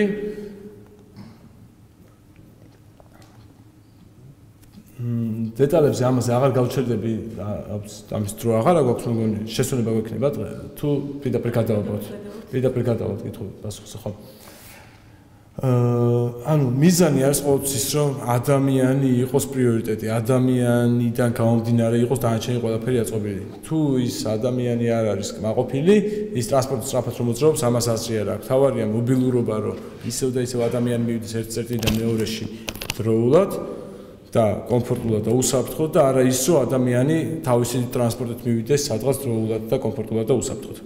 თავარია ის უბრალოდ გადაადგილება უზრუნველყოთ და ყველა ეს რეკომენდაცია და ეს ჩვენ დღევანდელსაც მიმართულია იქეთ, რომ ჯერ გავიკოთ რატო ვართ ამ პრობლემაში, ხო? რა პრობლემები გვაქვს, მე ამ პრობლემების გამომწვევი მიზეზები რა არის და შემდეგ უკვე ვიმშელოთ იმაზე, როგორ შეიძლება ამ ყველაფერს უშველოთ. აქ აღარ გავაჩერეთ თქვენი ყურადღება ისეთ საკითხებზე, როგორიცაა სიმჭიდროვის კონტროლი, იმიტომ რომ ეს ერთ-ერთი მთავარი მიზეზი არის ამ არათანაბარი განვითარების და გადაჭარბებული ინტენსიურობის და მიზნის ცენტრების შექმნის. არა, ეს ყველა მიცის ალბათ და რიგ საკითხებზე აღარ გავჩერდები, ალბათ ჯობია კითხვებზე გადავიდეთ. 300 მგზავრი რომ იყოს, ეს არის თქვა პიკური დატვირთვა, უკვე მეტროპოლიტენი ამჟამინდელი გრაფიკითაც კი 800,000 მგზავრს უზრუნველყოფს თვეში, შეუძლია ტექნიკურად ამის უზრუნველყოფა, ხოლო დღეს თუ გავითვალისწინებთ, რომ მეტროში ინტერვალი მინიმალური ეს არის 3.5 წუთი პირველ ხაზზე და 4 წუთი საბურთალოს ხაზზე. ტექნიკურად მეტროპოლიტენს საშუალება აქვს, აი ეს მეტროპოლიტენის სპეციალური სისტემების სიგნალიზაცია, ცენტრალიზაცია, ბლოკირება, რომელიც განაპირობებენ მინიმალურ ტექნიკურად დასაშვებ ინტერვალს. ეს არის 1.5 თბილისის მეტროსთვის. წუთი და 20 წამი, 1.5 წუთი და 30 წამი. ამ შემთხვევაში დაახლოებით შეუძლია 1,600,000 ადამიანის გადაყვანა. ანუ თბილისის მეტროს აქვს ის რესურსი, რაც პრინციპში მთლიანად თითქმის მთლიანად შეიძლება ეს არნიშნავს, რა თქმა უნდა, რომ მეტრო თისარგებლებს ყველა გასაგები მიზეზების გამო, იმიტომ რომ მეტრო ვერ იქნება და არც უნდა იყოს ის ქუჩიდან ქუჩამდე მივყვანი ტრანსპორტი, ის არის ხერხემალი სატრანსპორტო სისტემის, მაგრამ მას ეს რესურსი აქვს. გიორგი გიგაური, City Institute საქართველოს, ქალაქ თბილისის განათლების გენერალური გეგმის საპროექტო ჯგუფის ერთ-ერთი წევრი. მანამდე თბილისის სატრანსპორტო სტრატეგიის ერთ-ერთი ავტორი, რომელიც ეხლა მოქმედებს 2015-2030 წელი. და პლუს აქ ძალიან ბევრი დისკუსია გამოიწვია სისტრას შინამეურნეობის კვლევა, რომელიც 2011 წელს ჩატარდა იმ ჯგუფის ერთ-ერთი წევრიც. და პლუს კიდევ 2016 წელს განხორციელდა იგივე შინამეურნეობის კვლევა, რომელიც სისტრამ შეატარა ასევე. უბრალოდ მე ამ კვლევასთან დაკავშირებით მინდა გითხრათ, რომ თუნდაც იგივე ვერისხეობის გზა, რომელიც თქვა აქ რაღაც დისკუსია იყო, რომ კარგი იყო სატრანსპორტო კუთხით, არ იყო კარგი პირდაპირ ვთქვა, არც ურბანისტული, არც სატრანსპორტო კუთხით ვერისგზა არ არის გამართლებული. შედეგი გვაქვს დღეს, 3 წლის შემდეგ, რასაც თქვა იმ პერიოდში იგივე სატრანსპორტ სპეციალისტები ამას ამბობდნენ, რომ პრობლემა დღეს კვანძი ერთთან მოიგონდა მისასვლელი. ანუ შეიძლება რაღაც მომენტში სატრანსპორტო კუთხით ჭავჭავაძე განიტვირთა, მაგრამ ეს არ არის ანუ იგივე რასაც ამბობდა ირემი თავის მოხსენებაში. ერთის მხრივ ვაკეთებთ იმას, რომ თავისუფლად ხდება ერთადღაც მისვლა, მაგრამ თვითონ შემდეგ მეორე ადგილს. რამდენიმე სიტყვას ასევე მინდა ვთქვა გენგეგმასთან დაკავშირებით, რასაც პირველივე ასე ვთქვათ სლაიდში იყო იქ რაღაც ჩანაწერი, რომ გენგეგმა უნდა გააკეთოს, რაღაც უნდა დაითვალოს ინტენსივობები, რომ რეალურად ეს გენგეგმა გზავრებს და სატრანსპორტო ინტენსივობებს არ ითვლის. ვერც დაითვალოს გენგეგმა უბრალოდ განსაზღვრავს სამომავლო პოლიტიკას. ეს არის რეალურად ჩვენი ერთ-ერთი მთავარი ამოცანა. რაც შეეხება კიდევ რამდენიმე მეტროსთან დაკავშირებით, ანუ მეტროზე იყო, რომ მეტრო შეუძლია დღეს უფრო მეტი გზავის გადაყვანა. შეიძლება არსებობს თეორიულად შესაძლებელი ის მომენტები, რომ მართლაც გავორმაგდეს მეტროს გზავნაკადი, მაგრამ პრაქტიკულად რამდენად შესაძლებელია ეს არის კითხვა. იმიტომ რომ როგორც ვიცით, მეტრო ისევ 30 წლის წინანდელი ელექტროსისტემით და სასიგნალო და მთელი სისტემით არის მოწყობილი, რომელიც განახლებაზეც ეხლა მიდის მუშაობა. ანუ ეს არის რეალურად პრობლემა, იმიტომ რომ მეტრო ვერ არის დაზღვეული თავისი კუთხით. რომელიც ერთ-ერთი მნიშვნელოვანია. გარდა ამისა, ყველაზე პირველი რაც მოდის, ეს არის სოციალური ფონი, ანუ ჩვენ თუ გადავიყვანთ უფრო მეტ ადამიანს, შესაბამისად უფრო ძვირი გახდება ეს, იმიტომ რომ უფრო მეტი ელექტროენერგია დაიხარჯება და ასე შემდეგ. სოციალურად ეს გამართლებელია, იმიტომ რომ ეს პოლიტიკური თემაა, ტარიფების მომატება და ამდენად ასე ვთქვათ, აიღებს ამას საკუთარ თავზე სოციალურად ხალხი ძალიან რთულია. უკაცრავად, ერთი კაცის გადაყვანა მომგებიანია თუ წამგებია. დოტაციაზე მუშაობს მეტყველს? იცით რა არის? კი ბატონო, გადავყვანოთ მეტი ადამიანი, დავტოვოთ ტარიფი იგივე. ელექტროენერგია არა, ელექტროენერგია რეალურად ეხლა პრობლემაა, ხო, ანუ ძვირია. ნუ შეიძლება ზედმეტი მოითხოვოს, მაგრამ განსაკუთრებულ თანხას არ მოითხოვს. როგორც მივხვდი, ხო ეგრე იყო?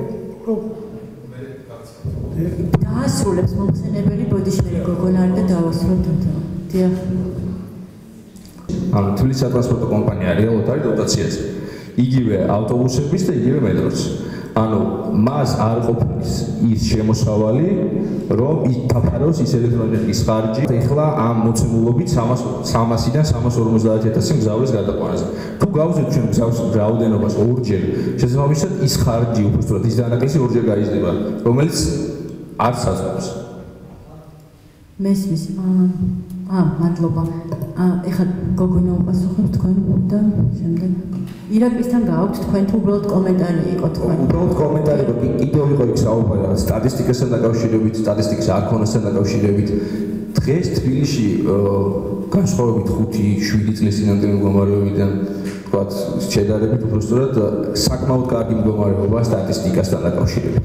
იგივე მოსახლეობის აღწერა არის ჩატარებული, შინამეურნეობის კვლევებია განხორციელებული, კამერები არსებობს დაახლოებით 150, რომელიც ზუსტად ვერ ამბობს იმ ქუჩაზე რამდენი მანქანა იყო, მაგრამ იმ კვეთაზე რამდენი მანქანა იყო, ის მაინც იციან, რომ დღეს მონაცემები უფრო მეტია და უფრო მეტი საშუალებას იძლევა. იგივე თბილისის მოსახლეობა, რომელიც არ ვიცი, ცოტა სხვანაირად იყო მოცემული დიაგრამა, როდესაც იყო საუბარი თბილისის მოსახლეობის მატებასთან დაკავშირებით. მოსახლეობის მატება გამოწვეული არის იმ შემართებული ტერიტორიებით და არა მოსახლეობის ზრდით. შემართებული ტერიტორიები იყო 2005 წელს თბილისში შეუერთდა იგივე ვიცით ის ტერიტორიები და იმიტომაც მოხდა მოსახლეობის მატება და არა ბუნებრივი მატება იყო მაგროს. რეალურად თბილისის მოსახლეობა ცოტათი კლებაშია ბოლო რამოდენიმე წელიწადია. საუბარი იყო იმაზე, რომ მოსახლეობის რაოდენობა მოულოდნელად დაიკლო და არა იმაზე, რომ მოიმატა. ის გაფართოვდა თბილისის საზღვრები ვიცით და მაგდროს ავტომატურად რა თქმა უნდა გაიზარდა, მაგრამ აქ საუბარი იმაზეა, რომ ახალი აღრიცხვა რომ მოხდა, სწორედ მაშინ აღმოჩნდა, რომ თუ იმდენი ადამიანი არ ცხოვრობს თბილისში, რამდენიც არის რეგისტრირებული, ან მატებაზე არ ყოფილა ეს ერთი. მეორე იყო თქვენ ბრძანეთ რაღაც პირველ სლაიდზე იყო თქოს გენგეგმას ევალება უსამედრე მეწერა, რომ პირველივე სლაიდზე რაღაცა გენგეგმები, ანუ უბრალოდ კარგადაც არ ჩანდა გენგეგმი. სუსუ პირველი სლაიდი, რომელიც თქვენ ის არის. გენგეგმები არ ასახავს იმ კომპონენტებს სატრანსპორტო ნაწილში, რომელმაც ხელი უნდა შეუწყოს ქალაქის განვითარებას. თქვენ რომელ გენგეგმას იცნობთ, რომელიც ასახავს უკვე. რომელი გენგეგმა ასახავს ამას, მაგრამ რომელმა ასახა ეს ერთი იყო 71 წლის მერე გაკეთა თბილისის ცენტრალური ნაწილის სუპერბიუზ ზონირების რუკა, რომელშიც ესეთი რამე საერთოდ არ ყოფილა. მეორე გაკეთა 2009 წელს, რომელიც ისეთ პირობებში გაკეთდა, რომ პასუხისმგებელიც კი არავინ არ აღმოჩნდა საბოლოო ჯამში, მაშინ რომ სატრანსპორტო სქემა ერთი ფუძლის სახით იყო ჩადებული. თქვენ რამე დოკუმენტი თუ იცით, რომელიმე გენგეგმა რომელიც ასახავდა, მითხარით. 2009 წლის გენგეგმაში მე მუშაობდი. აქ დროს და იყო სატრანსპორტო ნაწილი და საკმაოდ სატრანსპორტო ნაწილი იყო სქემა, არა, ის ვიცი, იყო ჰუბერელერის გაკეთებული იყო და ტოპის გაკეთებული კომპანია იყო ჩართული ამაში, მაგრამ ის იყო მხოლოდ ერთი ფურცელი საბოლოო ჯამში, რომელზეც მხოლოდ ერთი ქუჩა იყო დატანილი, ეს იყო გორკასალიდან ქუჩა, რომელიც ადიოდა, ეხლა რომელიც გააკეთეს, ის ქუჩა იყო მხოლოდ დატანილი, როგორც ახალი სატრანსპორტო მაგისტრალი. დანარჩენი იყო თეორიული ნაწილი, ძალიან კარგი სხვათა შორის, თეორიული ნაწილი, როგორ უნდა განვითარებულიყო ქალაქი. ერთი შეკითხვა მაქვს ირაკისთან. დიახ. რატომ არ არის პროფესია პოპულარული ტრანსპორტის პროფესია? მე ვიცი რატომ არ არის პოპულარული ციხეში მუშაობა, მაგრამ მას და მათი უკავშირიდან გამომდინარე ძალიან კარგად ალბათ ამ დარბაზში ძალიან ცოტა ადამიანია, რომელიც ისურვებდა ციხეში მუშაობას. თქვენ როგორც დარგის სპეციალისტი რას თქვით ამის მიზეზად და თუ მიზეზიც იცით, როგორ შეიძლება ამ პროფესიის სტიმულირება? ეს ერთი შეკითხვა და მეორე, კარგია თუ დარბაზში არის ვინმე, ვინც გადაწყვეტილების მიიღებია, რადგან მე როგორც მოქალაქე და როგორც დედა, რომელსაც ბავშვი ეტლში ყავდა შორეულ სამზავარეთში, არა ეგრეთ წოდებული ინვალიდის ეტლში, ძალიან მიჭირდა ქალაქში გადაადგილება. და ქალაქის დაგეგმარება და ტრანსპორტის მოწყობა ხომ არ ნიშნავს მარტო სამანქანო გზა იყოს, ან ბასლაინი იყოს და ასე შემდეგ, ხომ და იყოს ადგილი ჩვენთვისაც, მოქალაქისთვის, რომელსაც ბავშვი მინდა რომ მივიყვანო ერთი ადგილიდან მეორე ადგილად. თუ ის სხვა თემაა, რომ ავტობუსით სარგებლობდი და ტაქსით მომასარგებლობდი. კი ბატონო, პრიორიტეტი მიწევდა მე ინსტიტუტში სწავლა. არ არის საერთოდ ქალაქგეგმარებას ჩაბარება, აბარებდნენ ისინი ქალაქგეგმარების მიმართულების არჩევა, იმიტომ რომ ქალაქგეგმარებას ირჩევდნენ მხოლოდ ისინი, ვისაც სწავლა არ გამოსდიოდა. და იქიოლი იყო ჩაბარება და რაღაცას ეს მიიტანდა ლაქებს და დაგეწერდნენ ნიშანს. რატო ხდებოდა ესე? 90-იან წლებში შეიძლება გეშოვა არქიტექტორი რო იყავი. დააკვეთა რაღაცა ინდივიდუალური სახლის ვიღაცა მიშოვა ცოტა ფული, ცოტა მეზობელმა მისცა რაღაც ცემენტი და ნაცსავმა აგური და რაღაც სახლის პროექტის დაკვეთას იშოვედი. ქალაქგეგმარებით დაკვეთა არის მხოლოდ სახელმწიფოს დამოკიდებული. რა თქმა უნდა, დამკვეთა მხოლოდ სახელმწიფო არ არის, მაგრამ მთლიან სახელმწიფოზეა დამოკიდებული და მხოლოდ ეკონომიკური დონის დასთან ერთად და შესაბამისად მშენებლობის რაოდენობის დასთან ერთად და შესაბამისად მიწის ნაკვეთის ზრდასთან ერთად საპროექტო მიწის ნაკვეთის ჩდება უკვე ის ქალაქგეგმარებითი ეკონომიკა, რომ ქალაქგეგმარებასაც ფულს უხდის ვიღაც განაშენიანების რეგულირების გეგმის გაკეთებაში. ან სახელმწიფო უკეთავს. სახელმწიფო არ უკეთავს თუ მასზე არ არის დაწოლა საზოგადოების მხრიდან, რომ მოდი ახლა გააკეთებ სიურის ქალაქგეგმარებითი პროექტი, ხო? სტრატეგია განვითარების. და სახელმწიფო რაც უფრო იზრდება, შესაბამისად ეს მოთხოვნაც იზრდება. ის კი არ მოყვება ეს პროფესიონალები, იმიტომ რომ დღეს არის ასე თუ ისე სტუდენტების ინტერესი ცოტა ქალაქგეგმარებისკენ რომ გადაიხარა, იმიტომ რომ ხედავენ რომ ვიღაც ქალაქგეგმარებელია და მუშაობს და მას აქვს ქალაქგეგმარებით სამუშაო. 10 წლის წინ არავის არ ქონდა. ხო, გორ პროექტი დაიშალა იმ პერიოდში, ყველა აკეთებდა თავის პროექტს. ეგეთი ორგანიზაცია ყველა აკეთებდა კერძო პროექტებს და ეს იყო მთავარი მიზეზი, რომ ისედაც არაპოპულარული დარგი, რომელიც ნაკლებად შემოქმედებითია, შეიძლება ვიდრე რაღაცა სახლის კეთება ან საკონცერტო დარბაზის, ისედაც არაშემოქმედებითი იყო და ქართველებს არაშემოქმედებითი დარგები ნაკლებად გვიყვარს და შემოქმედებითი კიდე გვიჭირს. ისედაც ესეთი დარგი იყო და ამ ეკონომიკურმა მომენტმა რომ ამითი გამოხვალ ქალაქგეგმარებელი და რა უნდა იჯდე ტყუილა, ხო, ამან კიდე თავის გავაკეთა ეს ყველაფერი, დღეს ვიმკით ამ ყველაფერს და დღეს რეალურად დგას დეფიციტი ქალაქგეგმარებლების, ქალაქგეგმარებითი ორგანიზაციების დეფიციტი დგას, რომ ნახოთ მაგათ გამოცხადებული კონკურსები, უმეტესწილად ერთი ან ორი ორგანიზაცია იღებს მონაწილეობას მხოლოდ. ხო, ჩვენი პრეზენტაციაც იმით დაიწყო, რომ ყველაფერი უნდა იყოს იქეთ მომართული, რომ ქვეითი იყოს კომფორტული. და ის მანქანა იქ კომფორტულად გაიგოს თუ არა, ეს მეორე ხარისხოვანია. პირველი არის ის, რომ ქვეითი ბავშვი კომფორტულად შეძლონ და ყველგან დაუბრკოლებლივ მიიღწევა და საერთოდ მობილურობა ამთავარი და არა ის ტრანსპორტი, ხო? როგორც თქვენ ახსენეთ, ის ჰიპოთეტური, ასე ვთქვათ, თეორიული მინიმალური ინტერვალი ეს არ არის მართლა რაღაცის ნებასულზე დამოკიდებული, ეს არის ტექნიკურ საკითხებთან დაკავშირებული და თქვენ ახსენეთ, რომ სისტემა, რომელიც ამას უზრუნველყოფს, ეს არის მოწოდებული 30 წლის და ასე შემდეგ.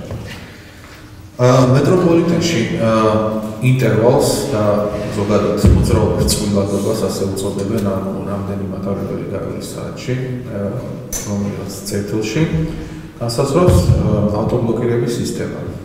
რამდენიმე სისტემა არსებობს, რამდენიმე ტიპი ამ სისტემის, ჩვენთან გამოიყენება ეს არის საბჭოთა სისტემა, ARS-ALS-ის სიჩქარის ავტომატური რეგულირება, დამატებითი ავტომატური სალოკომოტივო სიგნალიზაციით. არის რამდენიმე სახეობა ამ ARS-ALS-ის, ჩვენთან გამოიყენება ყველაზე საბაზისო სისტემა, რომელსაც არ გააჩნია ეგრეთ წოდებული დამცავი მონაკვეთები, ეს დამცავი მონაკვეთები ოდნავ კიდევ რაღაც რეზერვს იძლევა თუ დაამატებ, კიდევ შეიძლება შეამცირო ეს ასე ვთქვათ ინტერვალი. ტექნიკურად ეს სისტემა იძლევა არსებული სისტემა. მე არ მაქვს საუბარი რამე სისტემის გაუმჯობესებაზე, მოდერნიზაციაზე რაღაც.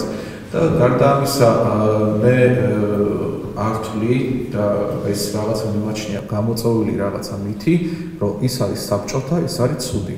აბსოლუტურად არა, ეს არის საბჭოთა და ეს არის კარგი ეს სისტემა. ეს სისტემა არის ეფექტური, ეს სისტემა არის გამოცდილი, ეს სისტემა არის საიმედო, ის არის კიდე ხას უსვამს საბჭოთაა და ძალიან კარგია. ეს სისტემა მართლა 30 წელი მუშაობს, მის ცალკეული კომპონენტები, რა თქმა უნდა, ფიზიკურად ძველდება და იცვლება, მაგრამ სისტემა არის მოქმედი. მე არ ვთვლი, რომ საქართველოში, უბრალოდ თბილისის მეტროპოლიტენს ჭირდება განახლებული SCB სისტემა, ანუ თლიანობაში ავტობლოკირების სისტემა, ეს იქნება უბრალოდ თანხების ფუჭი ხრა, მხოლოდ იმიტომ, რომ ჩვენ ამოწევს რაღაც საბჭოური და მოდი აუცილებლად ვიყიდოთ რაღაცა ახალი და ეს. ეს სისტემა მუშაობს, ამ სისტემას აქვს ეს რესურსი. ეხლა მეორე მომენტია, რასთან არის დაკავშირებული ამ სისტემის რესურსის სრული ამოქმედება. რა თქმა უნდა, ეს არის დამატებით ხარჯებთან დაკავშირებული და აქ უპასუხებ ბატონ ზურაბს 40 დოტაციაზე კი ბატონო მეტროპოლიტენი და ზოგადად მეტროპოლიტენი მომგებიანი ასეთი რაღაც არ ხდება. ერთი მგზავრის გადაყვანა საშუალო თვითღირებულება მეტროპოლიტენს უჯდება თბილისში 53 თეთრი. მუნიციპალურ ავტობუსს უჯდება 57 თეთრი. არ არის საუბარი იმაზე, რომ მეტროპოლიტენი გავხადოთ მომგებიანი. ერთადერთი გზა, რომელიც მეტროპოლიტენს ხდის მომგებიანად, ეს არის მისი დაკეტვა და მისი კომერციულ ცენტრად გადაკეთება. როგორც სატრანსპორტო სისტემის მისი ლიკვიდაცია. სხვანაირად მეტროპოლიტენი მომგებიანი ვერ გახდება და არც უნდა გახდეს. იმიტომ რომ ეს მხოლოდ მისი ხარისხის მკვეთრი დაგდებით მიიღწევა. საუბარი არის რაზე? ჩვენ გვაქვს სხვადასხვა სატრანსპორტო საშუალებები, ეს ხო რაღაცა არ არის თბილისი მართლაც მეტროპოლიტენი, ეს არის სუბუქი ავტომობილები, ეს არის ავტობუსები, ეს არის მიკროავტობუსები, რომელი უფრო ეფექტურად იყენებს, ასე ვთქვათ, საგზაო ფართს, რაც მიწვში რაგნებაც ისაუბრა და რამდენად ეფექტურად იყენებს ის საბიუჯეტო სახსრებს. ჩვენ რა უფრო გვირჩევნია? კი, წამგებიან მეტროპოლიტენში გავზარდოთ კიდევ უფრო მგზავრთა გზავნაკარი და კიდევ უფრო გავზარდოთ საოპერაციო ხარჯები. 47 თეთრი ღირებულების მქონე ავტობუსიდან 53 თეთრიანზე გადავიყავთ, ეს უკვე არის წინ გადადგმული ნაბიჯი. აქ არ არის თან მარტო ყველაფერს ღირებულებით გავხსნათ. მე საერთოდ არ ვთვლი, რომ საზოგადოებრივ ტრანსპორტში რაიმე, ასე ვთქვათ, საბაზრო პრინციპებს უნდა დაუქვემდებაროთ. საბაზრო პრინციპების შემოტანა ტრანსპორტში ეს არის სატრანსპორტო სისტემის კრახი. იმიტომ რომ გადავდივართ იმაზე, რომ მარტო მიკროავტობუსებმა უნდა იმოძრაოს. ეს რენტაბელურია, კი ბატონო, ერთადერთი ტრანსპორტი თბილისში ეს არის რენტაბელური, კერძო ტაქსი და მიკროავტობუსი. ამიტომ ღირს მეტროპოლიტენში ამ რესურსის გამოყენება, რაც შეეხება იმას, რომ მაგალითად ინტერვალი დღევანდელი 3.5-4 წუთიდან შევამციროთ წუთნახევრამდე და ეს ორჯერ გასწის ამ დანახარჯს, ასე არ არის. მეტროპოლიტენში წევა, ანუ იგულისხმება ვაგონების მოძრაობა. იხარჯება 60-დან 80%-მდე. ხა ზუსტი რიცხვი თბილისის მეტროპოლიტენის 60%, ჩემთვის უცნობია, მაგრამ საშუალოდ ეს არის, ასე ვთქვათ, სოფლიოში 60-დან 80%-მდე ელექტროენერგიის ხარჯის. დანარჩენი ეს არის დრენაჟი, ვენტილაცია, ესკალატორები, განათება და ასე შემდეგ. ეს არის კონსტანტა. ანუ ჩვენ როდესაც ვზდით მეტროვაგონების მოძრაობის ინტენსივობას, ეს არის და პირდაპირ ხარჯი პირდაპირ პროპორციულად ამისა. თუმცა რა თქმა უნდა იზრდება ცვეთა. უფრო მეორე მომენტი აქ არის რესურსი, სავაგონო პარკის. ჩვენ სავაგონო პარკი არ გვაძლევს საშუალებას, რომ რადიკალურად შევამციროთ ინტერვალები, იმიტომ რომ ჩვენ გვყავს ახლა 195 ვაგონი, აქედან 29 არის ისეთ რეზერვში, რომ გაურკვეველია საერთოდ ამას დავტოვებთ რეზერვში თუ მოხსნით საერთოდ პარკიდან. 162 ვაგონი რიცხება ახლა მოქმედ პარკში და არის ესეთი წესი, რომ 15% უნდა იყოს ამ სავაგონო პარკიდან, ასე ვთქვათ, მოქმედ რეზერვში, შეიძლება ის 10%-მდე დაიწყო, 10%-ზე დაბლა უკვე კრიტიკული მაჩვენებელია. ამას ვერ დავიყვანთ. ასევე დაგჭირდება თანამედროვე გაზ და სავაგონო პარკის. და თქვენ როგორც საით, მე საუბარი მქონდა არა მეხუთე ვაგონის დამატებაზე, სწორედ ამაშია საქმე, რომ მეხუთე ვაგონს ვერ დავამატებ. თან მეხუთე ვაგონი ელექტროენერგიის ხარჯს გასდის, იმიტომ რომ მეტროს ყოველი ვაგონი არის წამყვანი ვაგონი, ანუ ყველა წევაზე. მაგაზე არ არის საუბარი, იმიტომ რომ ვერ დავამატებთ აგვაქვს სავაგონო პარკი საკმარისი, თანაც რაც თავარია მეხუთე ვაგონზე გადაყვანა, ეს არაეფექტური ხარჯი არის დღეს მეტროპოლიტენში ელექტროენერგიის, რადგან არის დროის მონაკვეთი, როცა 5 ვაგონი არის არ ჭირდება და იმას ვერ მოხსნის სიადულად. უფრო ადვილია ინტერვალი არეგულირო, ასე ვთქვათ, მოქმედად. თუმცა ყველა სადგური ჩვენთან არის 102 მეტრის სიგრძის, ეს არის სტანდარტი 5 ვაგონიანზე და არის ამის ეს აი თუ იმას მივაღწევთ 800.000 მაგალითად დღეში და კიდე არ გვეყოფ და უკვე გადავალთ აი რაღაც მილიონისკენ და რაღაც რაც ის საჭიროებას მე საერთოდ არ ვხედავთ ეს თბილისში თუ მაინც ეს 5 ვაგონიანის შესაძლებლობაც არსებობს აი მოკლედ არ გამომივიდა გძლად გამომივიდა მაგრამ ეს არის რაც მეტროზე მინდოდა მეთქვა როგორც წინა გამოცდილებებიდან ჩანს ყოველთვის ეს უფრო გრძელვადიანი პროცესი არის საბოლოო ჯამში რაღაც კვლევებით და მეთოდებით რაღაც გადაწყვეტილებებამდე მივდივართ, მაგრამ არ ხორციელდება ისე, როგორც უნდა განხორციელდეს და ხორციელდება ნაწილობრივ და ვიღებთ რაღაც არაეფექტურ გადაწყვეტას. მე უბრალოდ მაინტერესებს, სანამ რაღაც გვექნება ეს რაღაც სატრანსპორტო მასტერპლანი, თუ არ ვიცი, რაც იქნება და ყველაფერი სწორად გვექნება დაგეგმილი და განხორციელებული, ეს ალბათ კიდევ 10 წელი არ მოხდება, ან კიდევ უფრო მეტი. ეხლა რა შეგვიძლია ჩვენ რომ გავაკეთოთ ისეთი, რაც სიტყვაზე შედარებით პატარა ცვლილებები იქნება და არ მოითხოვს რაღაც ისეთ დიდ ჩარევას, მაგრამ რაღაც ეფექტს მოგცემს. თუნდაც იმაში, რომ მაგალითად რაღაცნაირად წავახალისოთ გამოყენება საზოგადოებრივი ტრანსპორტის, იმიტომ რომ ახლა მე ვთვლი, რომ სრული დატვირთვით არ მუშაობს ეს ავტობუსები და მეტრო, შეუძლია სავარაუდოდ მეტი ხალხის გადაყვანა, უბრალოდ არ არის პოპულარული, იმიტომ რომ არ ვიცი, რატომღაც ვჩვენებთ, რომ მანქანებითი არა, მიუხედავად იმისა, რომ პარკინგზე და მანქანის წარებაზე გაცილებით მეტ დროს ხარჯავს საბოლოო ჯამში, ვიდრე რომ გამოიყენოს საზოგადოებრივი ტრანსპორტი. უბრალოდ აი ეს რაღაც მიხვედრის თემა არის ან ნების და აი როგორ ფიქრობთ, რა შეიძლება რომ ესე მოხდეს? ეს მარჯანიშვილის ქუჩა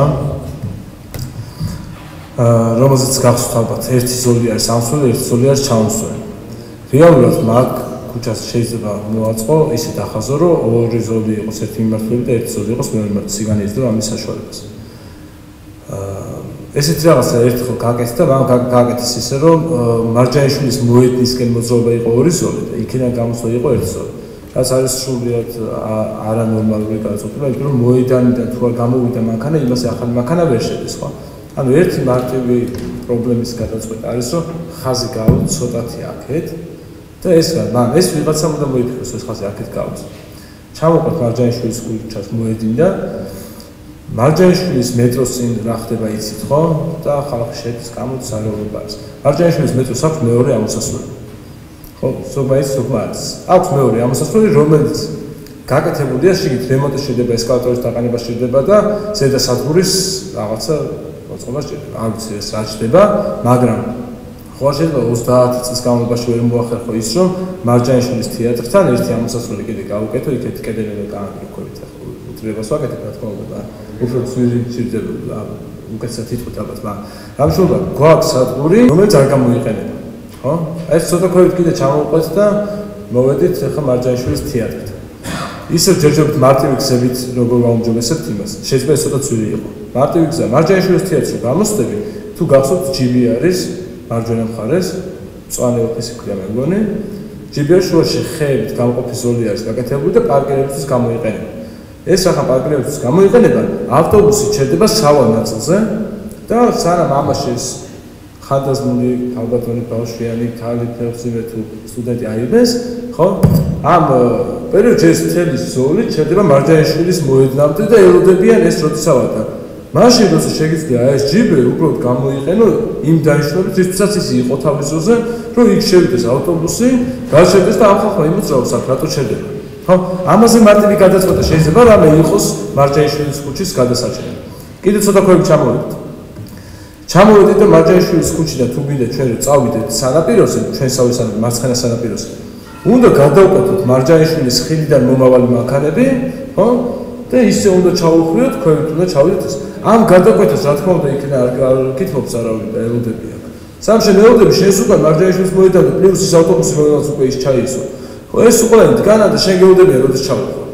შენ ჩახვების დრო რომ მოდის ამ დროს ქვევიდან ამ მომავალი ამ პანდუსზე რომ მოდის ის ცდილობს ხიდზე გადავიდეს და ის კიდე შენ არ გიშვებს და ის შენ რო არ გიშვებს შენ უკან ხალხით და შენ თუ გაიგე იმის უკან დგას და პრობლემა იქნება და ამისი საფიცო რა ეს მთელი ეს პრობლემა შეიძლება მოაგვარო ერთი პანდუსის დამატებით რომელიც აკლია ამ ხიდს ხო ერთ ხიდს აქვს 4 ჩასვლელი ეს მე 3 ჩასვლელი ეს მეოთხე არა ხო აი ამ პატარა მონაკვეთში 5 გადაწყვეტა არის ხო რომელმაც შეიძლება ეს მარჯანიშვილის ქუჩას ეს ყველაფერი თუ განხორციელდა ხო დაეთყობა ეს ხო რეალურად არ ვიცი რატო არ გესწრება ეს ყველაფერი ხო ანუ მე უფრო მაინტერესებს როგორ ვაიძულოთ არა მაგრამ როგორ ვაჩვენოთ ხალხს რომ კარგია მეტროს თვისარგებლობა იმიტომ რომ მე ანუ ცხოვრობ ნაძალადობის რამში სადაც თიდან მიიწევს ხოლმე ჩამოსვლა ყოველდღე და ანუ ინტუიციურად სამსახურში ამოდიოდი და ყოველთვის ვფიქრობდი რომ მანქანით რო წავიდე გაცილებით უფრო მალე მივალ მიუხედავად იმისა რომ საცობშორი და ერთხელ უბრალოდ ვცადე რომ მოდი დავითვლი დრო რა მიჩნდება ფეხით გავიარო ეს მანძილი მეტრომ და მეტრო თუ იმგზავრა მე ავიდი ავტობუსში დავივდი ამ ავტობუსს მივიდი ავტობუსით და ფეხით კიდე გავიარო სამსახურამდე აღმოჩნდა რომ სტაბილურად მივდივარ ერთ და იგივე დროში რომელიც საცობებით თუ მივდივარ იმაზე უფრო ნაკლები არის ხო და მე მაინტერესებს ანუ ეს ხო შეიძლება რომ ბევრმა ადამიანმა უცებ გაიასროს და ყველა მიაროს ესე და შეგუნცირდება მანქანების რაოდენობა საბოლოო ჯამში ხო ანუ მაგალითად სამსახურში მანქანით აღარ დაიტანჯები ამ საცობებში სიარული პარკინგზე აღარ მოგიძებს რაღაც ნახევარსაათი წრეების ტყმა ეს შეამცირებს თავისთავად რაღაცა დოზით პარკინგის პრობლემასაც და ну ანუ რაღაც უფრო ისეთ მარტივი გადაწყვეტები ხომ არ შეგვიძლია რომ გავაკეთოთ კი ბატონო ერთხელ მე დავფიქრდი რომ სულ ამ მანქანით რო დავდივარ მეთქი ხო და სხვა სულ ვეონებ რომ იცი რა შენ საზოგადოებრივი ტრანსპორტი უნდა იარო ერთი მოდი მეთქი მე სწავალ და მიწევს სიარული ვარანცურის სააბრიკანის მოედნიდან გპ-ში ან მერიაში წავედი ავტობუსის გაჩერებას დავდექი მანქანა დავტოვე იქა. ავტობუსს ველოდე, მოვიდა შიგნით ავედი, გახვითხულეს, ბევრი ხალხი ზაფხულში, რაღაც გაჭედი და ისე ვიგივინე საცობში ვიდექი, როგორც ბევრ ხალხთან ერთად ყველა ჩემზე იყო ჩახუტებული, მეგონა რომ ყველა მემაწვებოდა რატომაც. ხო და აი ამ წვალებით მივედი ისე იმ დროში და მივედი ამას ჯობია საცობში იდგე, ოღონდ შენ მანქანაში კონდიციონერი ქონდეს ჩართული, ვიდრე იდგე არაკომფორტულ საზოგადოებრივ ტრანსპორტში, ხო? იმის მერე აღარ ჩავხდება რა ავტობუსში. ხო, დავდივარ ჩემი ან რას საერთოდ მოსაუბარი რომ შეუძლებელია რომ აიძულო თუ ადამიანს რა აქვს ხო რამოდენიმე ნაპოლეონმა თქვა მე მგონი ორი რამე აიძულებს ადამიანს საქმე კარგად გააკეთო. ან იქიდან რამე სარგებელს უნდა პოულობდეს, ან შიში უნდა ქონდეს. თუ ეშინია რომ კარგად არ გააკეთე კარგად გააკეთებს და თუ ანგარებას აქვს, ფულს ელოდებას აი რაღაც მაშინ გააკეთებს კარგად. ამ შემთხვევაში ტრანსპორტი იმას საზოგადოებრივ ტრანსპორტზე რომ გამოვიდეს ეს ორივე არის საჭირო. ხო, ერთი არის რომ კანონდარღვევა ისევ კაცად უნდა ისჭებოდეს როგორც დღეს დაისაჯა აქ გამოსვლილი ირაკლი მორღულია სამ სიტი პარკზე ლაპარაკობთ ჯარმის მომივიდა მესიჯი მომივიდა სიტი პარკისაგან. და ანუ ეს არის ერთი რომ მე იმ ადგილას მეტი ცხოვრებაში აღარ გავჭერ. ალბათ ვინმე ერთ და იგივე ადგილას ორჯერ დაგერღვევიათ წესი ისე რომ ვინმე უბრალოდ სადაც დაუში ხართ პოლიციას იქ მეორეჯერ მე ყოველ სულზე პირად მაქვს სადაც ვინმეს დაუჯერებენ და იქ აღარ ვარ. ხო, ერთი ეს შეშინდა უნდა ქონდეს ადამიანს და უნდა იცოდეს რომ იქ მანქანას მივაგდებ. ხო და იქ ანუ ეს შეშინდა ქონდეს რომ აღარ დაარღვიოს და მეორე არის რომ სარგებელს უნდა ხედავდეს, სარგებელი უნდა იყოს დრო. მე ავტობუსს უფრო მალე რომ მსულიყავ იმ დღეს გპ-ში ვიძე. მივდივარ ხოლმე მანქანით. ხო, მეორე დღესაც გპ-ით იმით წავედი ავტობუსით. ეს არის ფული, უფრო იაფით უნიშნება იმიტომ პარკინგის ფულს ალბათ, ბენზინის ფულს ალბათ და რაღაცებს. ეს მეორე არის ფული, როგორც სახელმწიფო როგორც ითქვა, ეს დოტაციაზე თუ არ იქნება, ისე შეუძლებელია საზოგადოებრივ ტრანსპორტის განვითარებას, დრო ფული და მესამე არის ალბათ ეს ნერვები, რომელსაც უნდა მოუფრთხილდეთ. ამის გარეშე ვერ აიძულებ უბრალოდ საზოგადოებრივ ტრანსპორტს ვიღაცა მიაროს რა. ეს ყველაფერი კომპლექსურად უნდა განახორციელოს, თან ის უნდა გაუმჯობესოს, თან უფრო სწრაფი უნდა იყოს, თან უნდა კომფორტული იყოს და თან უფრო იაფი. მადლობა ირაკლი, მადლობა რომ მოგზადით და შემდეგი ოთხშაბათი საკმაოდ საინტერესო თემაა, რომელიც ეხება სამშენებლო სამართალს, თუ იმ სამართლებით ინტერესი აქვს, გელოდებით.